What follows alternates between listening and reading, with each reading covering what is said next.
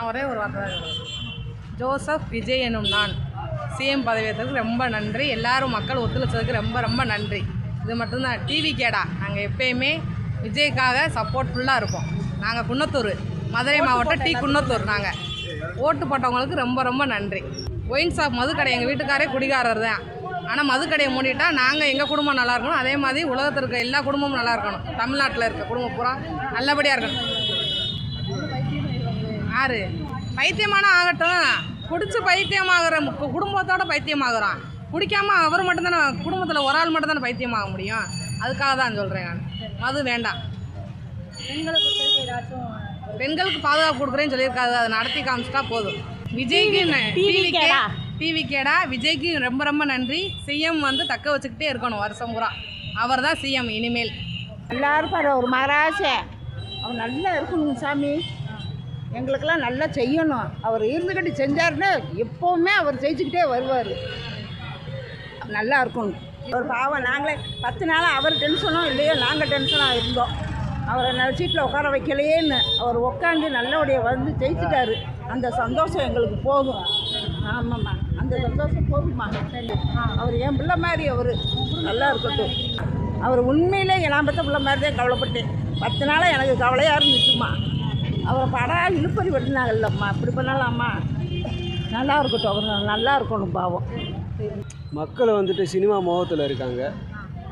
அப்போயிலேருந்தே வந்துட்டு உங்களுக்கு தெரியும்ல, எம்ஜிஆர் காலத்துலேருந்து மக்கள் அப்படியே தான் இருக்காங்க. மாறலை. இன்னும் அந்த இது தெரியல அவங்களுக்கு. எது நல்லது கெட்டது, வேர்ல்டு பாலிட்டிக்ஸு, இந்த மாதிரி அரசியல்லாம் தெரியல. ஸோ இதனால் வரக்கூடிய விளைவுகளை நம்ம தான் சந்திக்க வேண்டியிருக்கு.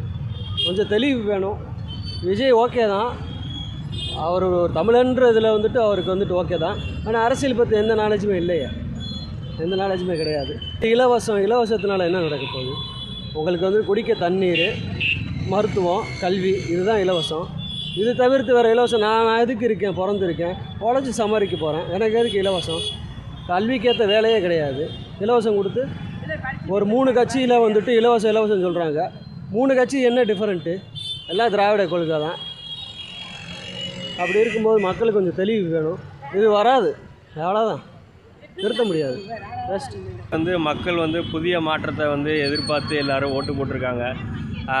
இந்த வாட்டி தான் வந்து எலெக்ஷன் வந்து கரெக்டாக நடந்திருக்கு. யாரும் ஓட்டுக்கு காசு வாங்கலை. ரெண்டாவது வந்து எல்லோரும் இப்போ புதிய மாற்றத்தை கொண்டு வர முடியுன்றதை மக்கள் ப்ரூவ் பண்ணியிருக்காங்க. மக்கள் தேர்ந்தெடுத்ததுக்கு நல்ல பயன் கிடைக்கும்னு நான் நம்புகிறேன் அவர் மூலியமாக. அதாவது அவர் சொன்ன அறிக்கை, அந்த கொடுக்கறது இலவசம், அது எல்லாமே வந்து தேவையில்லைன்னு நினைக்கிறேன்.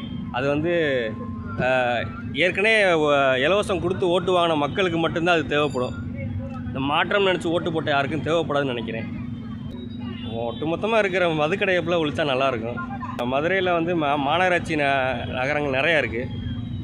ப்ரைவேட் இப்போ டாய்லெட் வந்து நிறைய இடத்துல இல்லை.